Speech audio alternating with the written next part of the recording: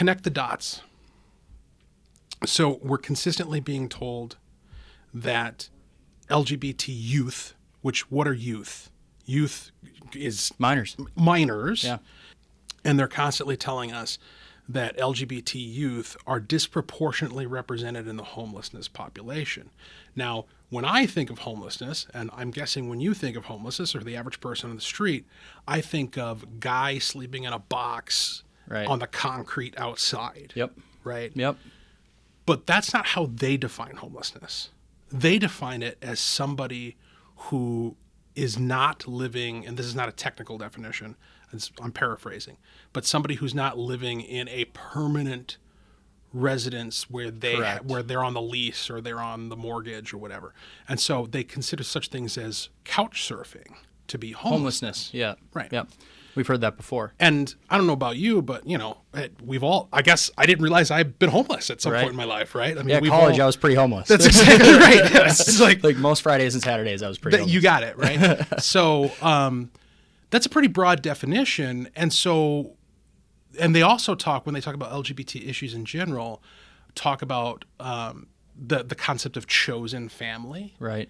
When they put on these family-friendly drag shows and family-friendly this, that, and the other thing. Yeah. We look at it and we go, oh, that's an insidious effort to somehow trick kids, families to come in. But what they would say, in their own words, is that, no, we're your family. Yep. Like the queer community. How many times have we seen clips on TikTok or whatever of like a teacher talking to her students about how I'll be your mom now? Yeah. Right. Well, I mean, it's showing up in policy. I mean, we have bills that make it okay for a teacher not to disclose to a parent if their child is using different pronouns or has changed their name or is seeking a potential bottom surgery. They'll provide tucking resources without parental notification. No parental notification. There's a It's insane. At any age, by the way. This isn't some 18-year-old who's figuring out who they are, and you know what? If you're an adult, I to be quite honest, I don't think it's right, but go do what you want, I suppose. I can't stop that. But when you're forcing this on a kid, and you think that that's what these centers are, it's essentially a community, quote unquote, for the. I think when you connect all the dots, the whole idea of refuge, right? We passed this trans refuge law. Yeah. Finke in the presentation of the bill once again referenced that, we're supposed to be a trans refuge state. And so we're attracting all of these quote unquote homeless LGBT youth. Well, how did they become homeless? You connect all these dots of I'm your mom now, we're actually your family. You choose your family. They're incentivizing people to leave their families for not supporting that lifestyle. They want to provide children with a place to escape their family, so they can come be gay. Well, let's talk about this then, because that dives into a big issue that I think we're both aware of. It's not always clear cut and dry as to how we address it, but the complete erasure of the nuclear family structure is their goal. I mean, that has been the best form of governance in the history of mankind. We all know that. Vivek says it perfectly when he speaks on this issue. My ears perk up. But if they can take people away from their family, from somebody who's actually loving them and saying, no, this is a bad idea to try to change your gender before you can even consent to sex. Right. If you can convince them to deny something as basic as their gender, you have them hook, line, and sinker for life. And that's what they want. They want a center for that, right? Is that what you're asserting? Let's put it this way. I grew up in a cult. I was Jehovah's Witness. That's right. My mom and my dad were Jehovah's Witnesses. I am intimately familiar with cult-like thinking, cult-like practices, and cult recruitment. And this is how it works.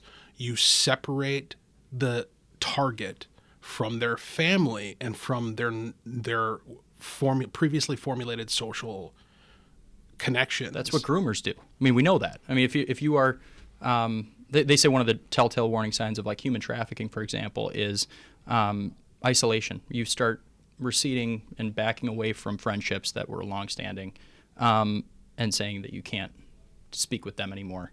that you have to cut ties because of differences or value structure differences, and it's out of the blue typically. And this one seems to be a little bit more, it's incentivizing that behavior over time, probably starting in a school system and then saying, okay, time to cut the tie with your father who believes that this is wrong or your mother who believes this is wrong, and come here. Well, the most effective cults, they don't do it in like an authoritarian fashion, right? Yeah, Like they don't. yeah. You don't come in the door and they say you can't be with your parents anymore. Yeah. Like that's not how they're going to do it. What they're going to do is they're going to say, "Oh, mom and dad don't understand you. We do. Well, We're here for you. Yeah, we'll be Yep. your mom now. Right. We'll take care of you. False sense of We'll compassion support and you." security. And so it's creating a replacement connection that is rooted in this alternative worldview, Right. and the worldview becomes the distinguishing characteristic. Like the nuclear family is formulated around blood, Yep. right? Primarily. I mean, notwithstanding adoption and Right, other right. situations like that.